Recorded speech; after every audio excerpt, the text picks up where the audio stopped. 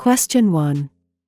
The nurse is providing discharge instructions to parents of a child who had a cardiac catheterization at an outpatient facility. Which of the statements by one of the parents indicates a need for further education?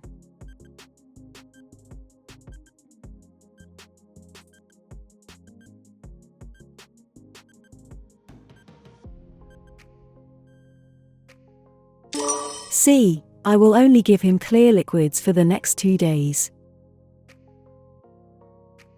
Unless indicated, a child can resume their normal diet following an outpatient cardiac catheterization. Other post-procedure instructions include: 1. Remove the pressure dressing after 24 hours. Apply a Band-Aid for several days. 2. Keep the insertion site clean and dry. 3. The child may shower after 24 hours, but no tub baths, swimming, or hot tubs for 3 days. 4. Normal activity can be resumed after 48 hours, but avoid strenuous activity. 5. Notify the provider for an oral temperature over 101.5 degrees Fahrenheit that lasts more than 24 hours. Acetaminophen or ibuprofen may be given PRN for fever or pain. Question 2. Following chorionic villus sampling, CVS, during her first trimester of pregnancy, a woman learns that her baby has Down syndrome. The nurse knows that the infant is most at risk for which congenital heart defect, CHD?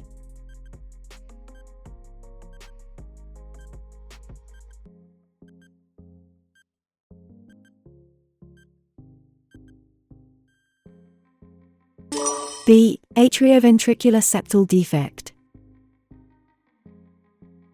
Abnormalities of the cardiovascular system occur in about half of all infants born with Down syndrome. Atrioventricular septal defect, AVSD, sometimes called a hole in the heart, is the most common congenital heart defect, CHD, accounting for 30 to 47%. Patent ductus arteriosus occurs in 5 to 15% of infants with Down syndrome. Tetralogy of Fallot accounts for 2 to 6% of CHD in Down syndrome infants. Transposition of great arteries is not associated with Down syndrome. Note: chorionic villus sampling, CVS, is a form of prenatal diagnosis, using placenta tissue, to determine chromosomal or genetic disorders in the fetus. Question 3. A 6-year-old is transported to the pediatric surgical unit following an appendectomy. Which of the following methods of pain management is most appropriate for the child?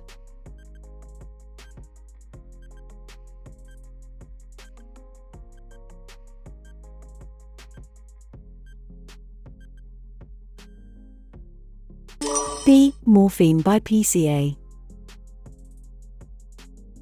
A PCA pump allows the child to have control over their pain, as well as delivering a continuous basal rate of morphine. Morphine is the most commonly used opioid for pediatric IV PCA, and the dose is based on the child's body weight. The optimum bolus dose, usually 0.02 mg per kilogram, is the minimum dose required to produce satisfactory analgesia without causing significant side effects. Acetaminophen is not adequate for initial pain management. Codeine is not recommended. Suppositories can be administered, but are not usually the preferred method in the immediate post-op phase. Question 4.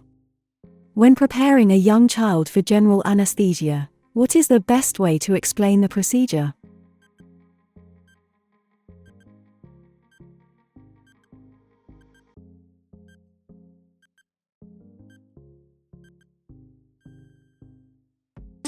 B. The medicine gives you a special kind of sleep.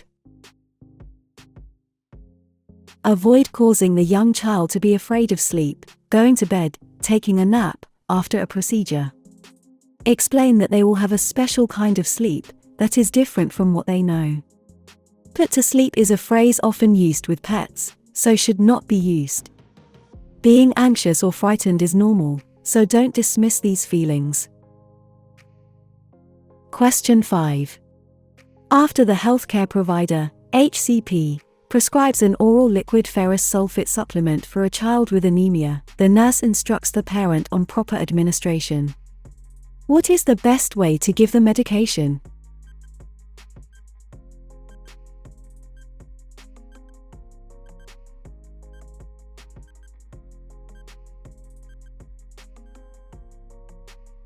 B. Take the supplement with some orange juice.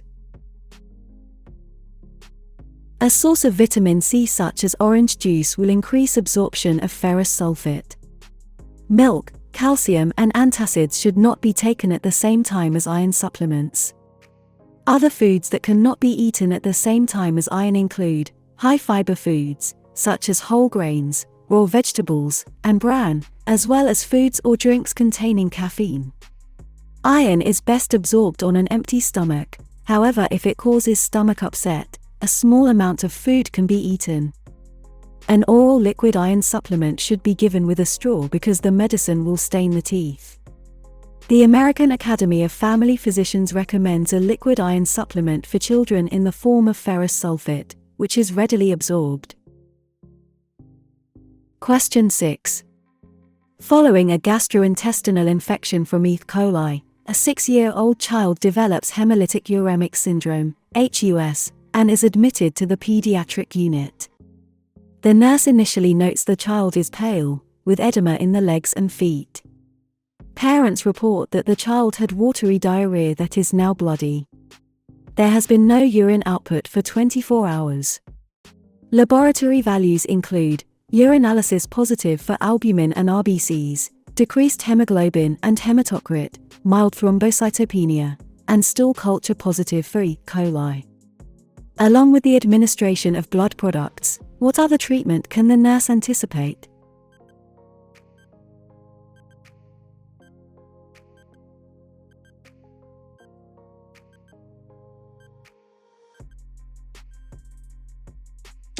C. Initiation of short-term dialysis. Hemolytic uremic syndrome, HUS, is a kidney condition that develops when red blood cells are destroyed and block the kidney's filtering system. And NBSB. The most common cause of hemolytic uremic syndrome in children is an Escherichia coli infection of the digestive system. As the infection progresses, the toxins released in the intestine begin to destroy red blood cells. When the red blood cells are destroyed, the child may experience the signs and symptoms of anemia. As the damaged red blood cells clog the glomeruli, the kidneys may become damaged and make less urine, sometimes leading to acute kidney injury, AKI. AKI is treated with dialysis. Most children with acute kidney injury need dialysis for only a short time. Dietary restriction of protein may be necessary until the kidneys have recovered. Question 7. Following a urinary tract infection, UTI, a 22-month-old child exhibits a fever of 103.4 degrees Fahrenheit 39.7 degrees Celsius, vomiting, and difficulty eating. When the nurse reviews laboratory results, which finding supports a diagnosis of acute pyelonephritis?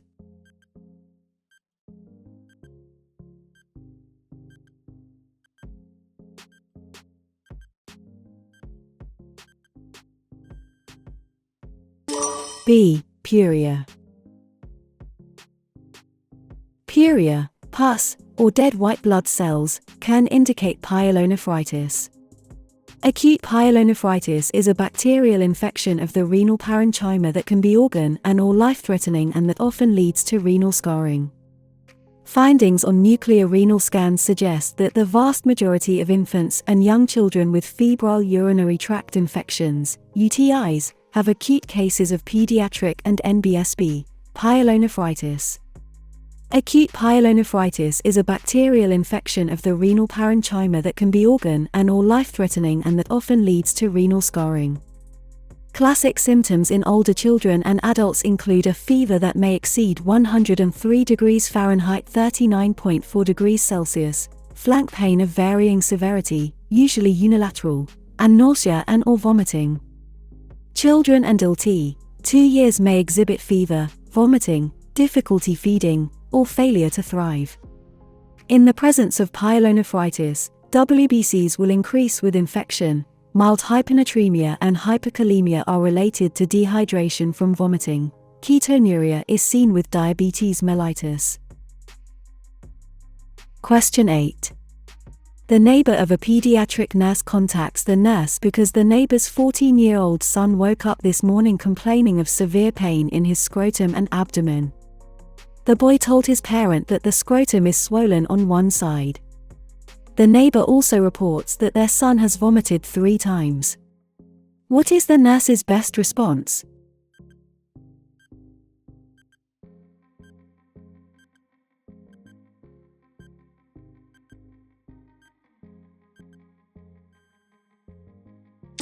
C. Take him immediately to the emergency department.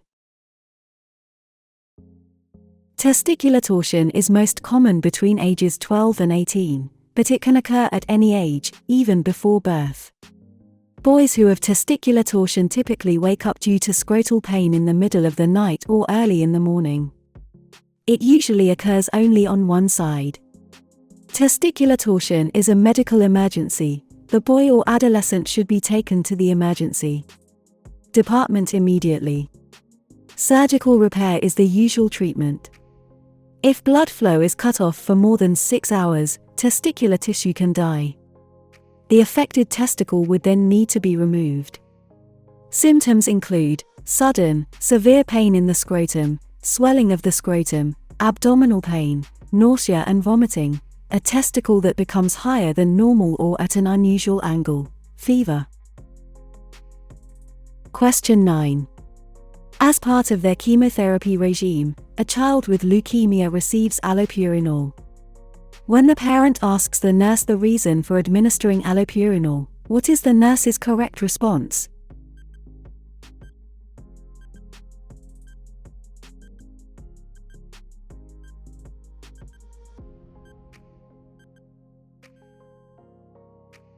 B. It protects the kidneys from serious damage.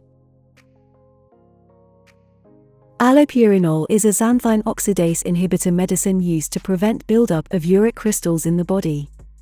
The treatment of leukemia and lymphoma with chemotherapy often leads to the overproduction of uric acid due to the rapid breakdown of cellular nucleic acids. This may result in precipitation of uric acid in the urinary tract with severe, sometimes fatal, urinary obstruction. The other options are incorrect. Question 10. During assessment of a male neonate, the nurse observes the presence of hypospadias. Which of the following procedures are contraindicated with this condition?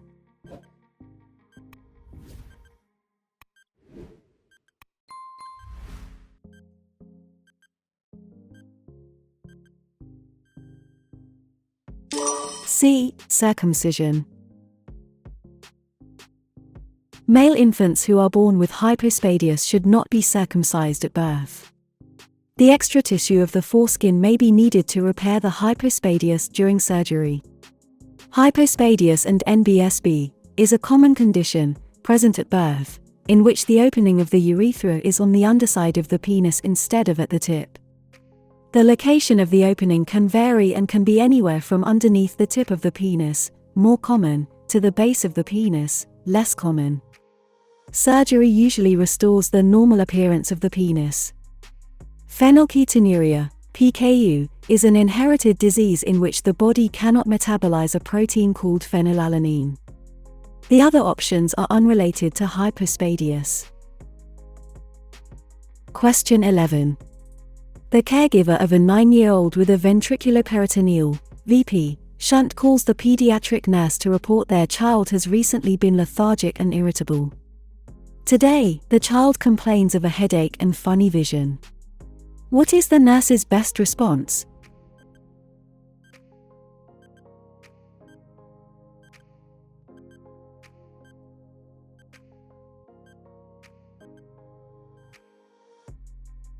A. Take the child to the emergency department immediately to be evaluated. Any signs or symptoms of a VP shunt malformation should be evaluated immediately. A shunt blockage can lead to a buildup of fluid in the brain, leading to brain damage. Causes include obstruction, infection, or bowel perforation. Signs of hydrocephalus, CSF buildup in the brain, in infants and children include distended scalp veins, downward gaze, sunset eyes, poor feeding or appetite, irritability, lethargy, recurrent vomiting, double vision, difficulty walking, headache, incontinence, nausea, personality changes. Not all signs or symptoms will occur at once, so caregivers should be instructed to notify the HCP when one or two signs appear. Question 12. While the nurse cares for a 6-year-old girl, she tells the nurse that she lives with her father, stepmother, the stepmother's son, and a new baby sister. What type of family is the girl describing?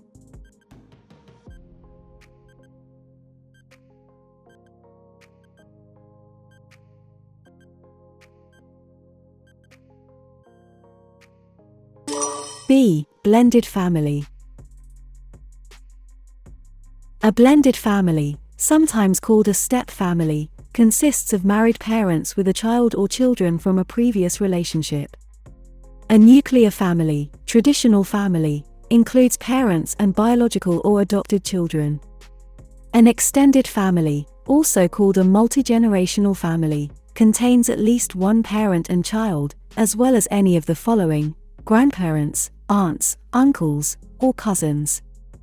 Members of an extended family may be related by blood or marriage. A cohabitation family is similar to a blended family, but the parents are not married. Question 13. Infant mortality rate refers to the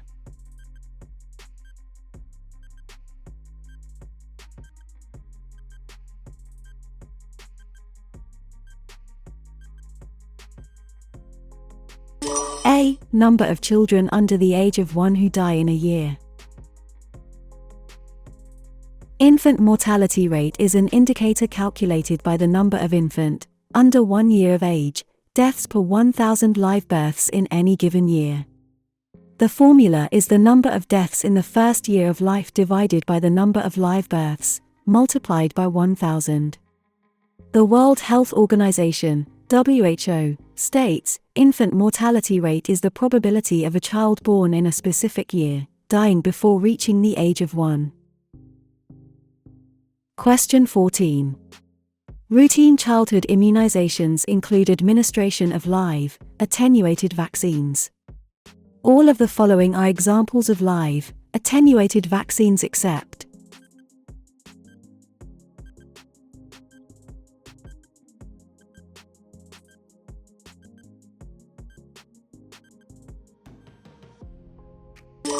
B. Pertussis. Live, attenuated vaccines contain weakened microorganisms that stimulate the immune response and production of antibodies. They provide 90 to 95% protection for more than 20 years. Measles, mumps, rubella, MMR, rotavirus, and varicella are live, attenuated vaccines. Inactivated, killed, vaccines provide a weaker response and require booster immunizations. Examples of inactivated vaccines include diphtheria and tetanus toxoids, inactivated poliovirus, pertussis, and hepatitis B. Question 15. The graduate nurse is assigned to care for a toddler with a diagnosis of coarctation of the aorta, CoA. Which of the following findings will support the diagnosis?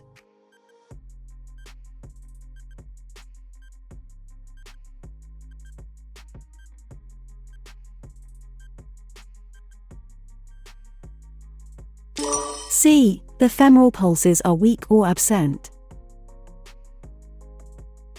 With coarctation of the aorta, CoA, in children, the portion of the aorta just after the upper body arteries branch off is too narrow, restricting blood flow to the lower body. High blood pressure can develop. Cyanosis is typical of transposition of the great vessels. A squatting position is seen with tetralogy of Fallot. Sweating while eating or crying is seen with patent ductus arteriosus. Question 16. Parents bring their 2-month-old infant to the pediatric clinic after reporting that their baby has nasal congestion and a mild cough. The nurse notes a low-grade fever. What is the priority instruction for the parents?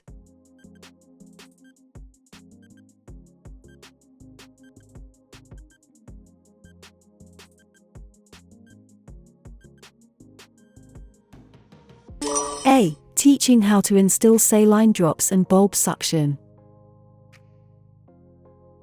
The nurse should instruct the parents on keeping the nasal passages clear. Until they are 3 to 4 months old, infants breathe exclusively through their noses, called obligate nose breathing. Nasal congestion can impede their breathing. Administering acetaminophen and additional hydration are possible actions, but not the priority. Use of steam or a cold mist humidifier is part of management of croup. There is no indication that this infant has croup. Question 17.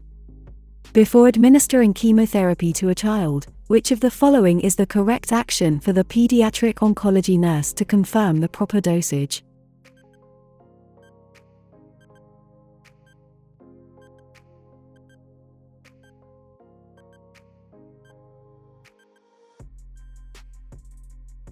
C. Calculate the body surface area, BSA.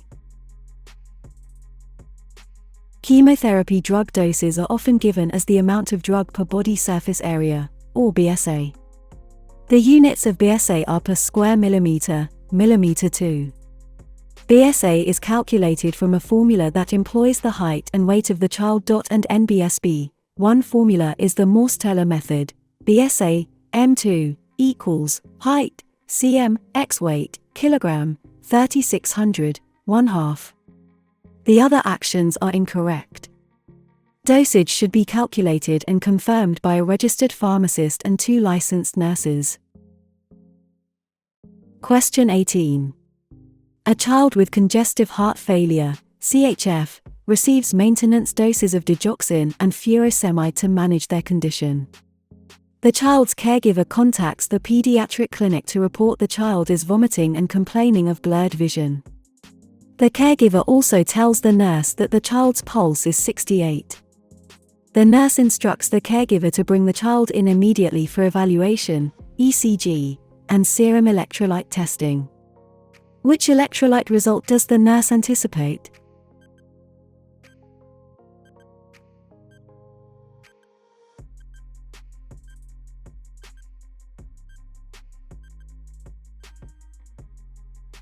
B. Hypokalemia. Vomiting, blurred vision, and a slow heart rate for the child's age indicate digoxin toxicity. The most common trigger of digoxin toxicity is hypokalemia, which may occur as a result of diuretic therapy. Furosemide can dehydration, resulting in hypokalemia and the risk of digoxin toxicity.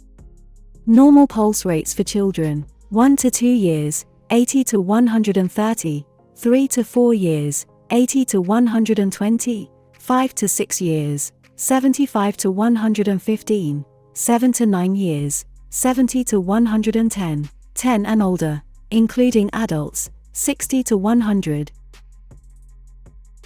Question 19. A 21-month-old toddler is admitted to the pediatric unit with severe respiratory syncytial virus, RSV. The nurse assesses respiratory distress and stridor. Which of the following prescriptions by the healthcare provider, HCP, can the nurse anticipate?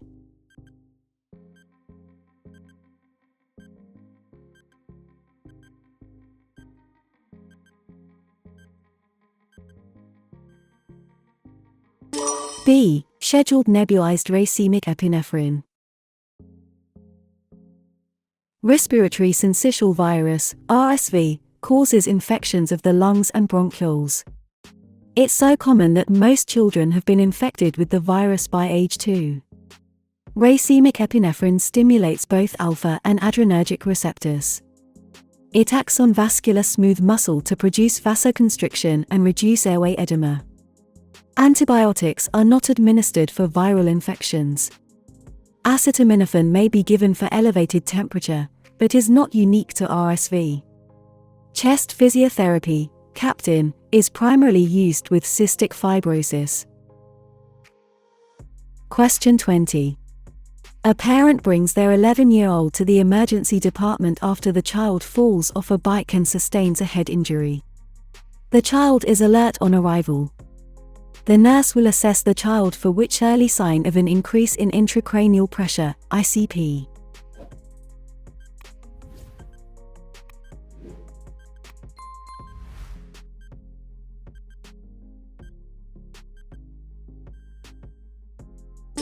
A. Diplopia. Diplopia and visual disturbances are early signs of ICP in a child. Other early signs are confusion, irritability, nausea, vomiting. Late signs include bradycardia, hypertension, respiratory changes, fixed pupils, and coma. Oliguria may be associated with increased ICP, related to peripheral vasoconstriction. Question 21. The presence of Reed-Sternberg cells in lymph nodes confirms the diagnosis of which disease?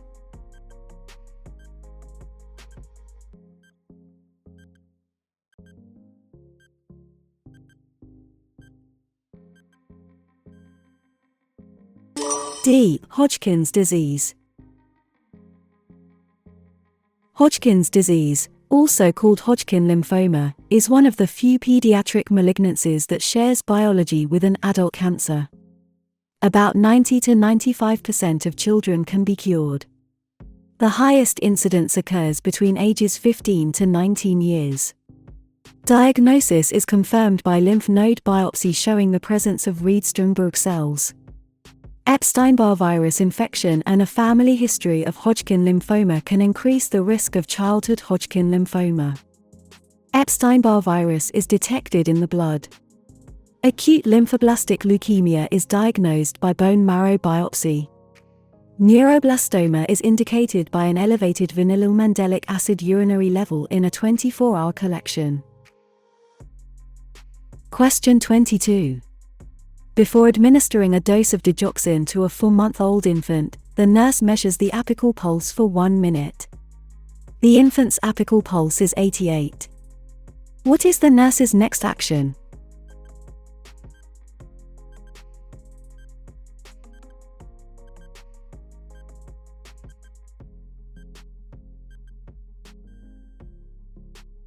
D. Withhold the dose and notify the HCP.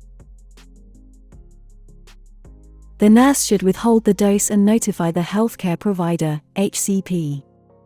One of the first signs of digoxin toxicity in infants is bradycardia or other arrhythmias. According to the American Academy of Pediatrics, the resting heart rate range for 1 to 12 months is 100 to 180 beats per minute. Digoxin is suggested as the drug of choice for digitalis therapy in infants and children, primarily because of its rapid dissipation. Question 23. A 12-year-old child presents to the emergency department with severe right lower quadrant, RLQ, pain, nausea, and vomiting. The child's parent tells the nurse that the child has also had a loss of appetite and diarrhea. The healthcare provider, HCP, suspects appendicitis and orders an abdominal ultrasound. After a bout of vomiting, the child tells the nurse that the pain has gone away. What is the nurse's best action?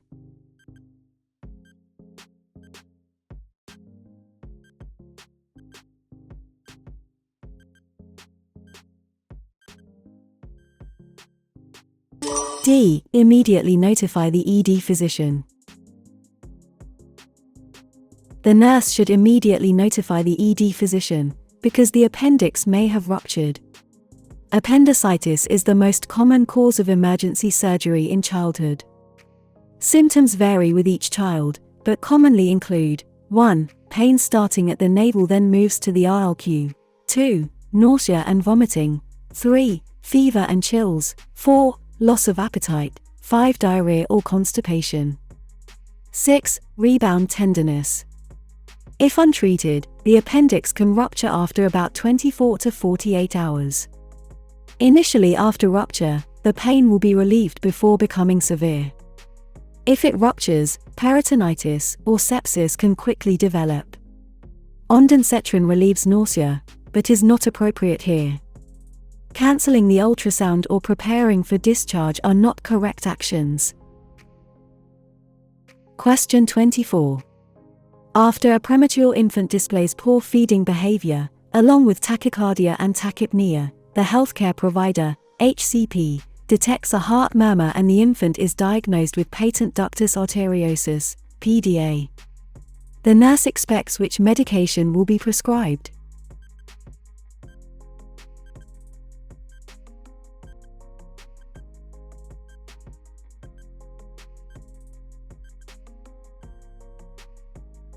D. Indomethacin.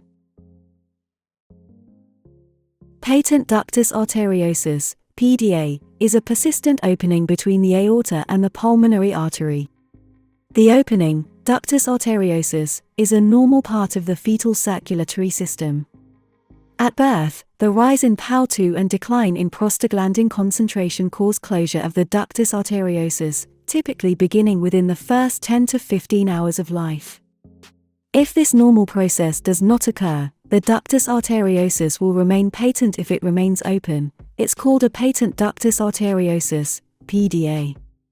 Symptoms depend on the size of the PDA. A small PDA may cause no signs or symptoms.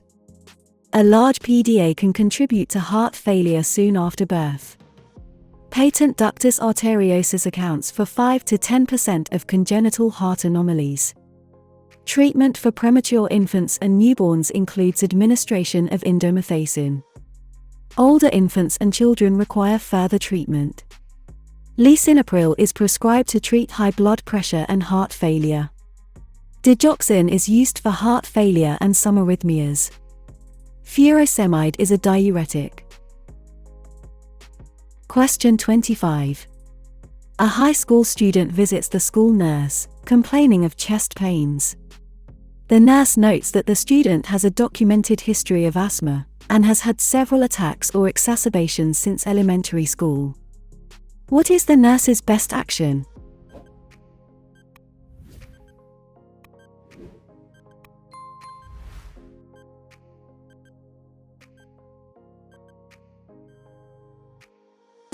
D. Obtain the student's peak flow reading. Chest pain in children and adolescents is usually not caused by a serious disease. Over 98% of complaints are non-cardiac, in contrast to chest pain in adults, which is an indication of coronary ischemia. For clients with asthma, chest pain can be a sign of an impending attack, so the nurse should first obtain the student's peak flow reading. Notifying a parent may be appropriate after obtaining the reading. Asking the student to rest is not the first action. Giving CPR is not appropriate for this situation.